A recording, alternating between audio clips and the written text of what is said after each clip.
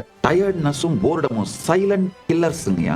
Medical ஃபீல்டில் சொல்லுவாங்க BP is a silent கில்லர்னு. அதே மாதிரிங்க டயர்ட்னஸும் போர்டமும் silent killer of consciousness.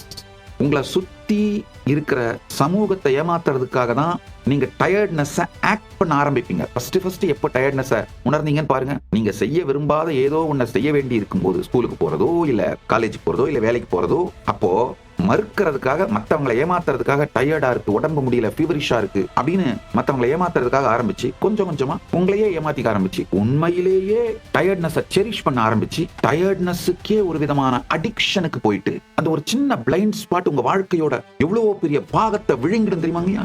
Tiredness போர்டத்துல விழுந்த உடனே தான் சரசரசரன் சறுக்கி எதிலெல்லாம் சிக்கக்கூடாதோ அதிலெல்லாம் சிக்கி முடிந்திருப்பார். அதுக்கப்புறம் அது இடியாப்ப சிக்கல் இல்ல, இடிக்கிறாப்ப சிக்கல். இதான் சரியான வார்த்தை. இடிபோல் இடிக்கும் இடியாப்ப சிக்கல். இந்த ஒரே ஒரு சத்தியத்தை புரிஞ்சுக்கணும்.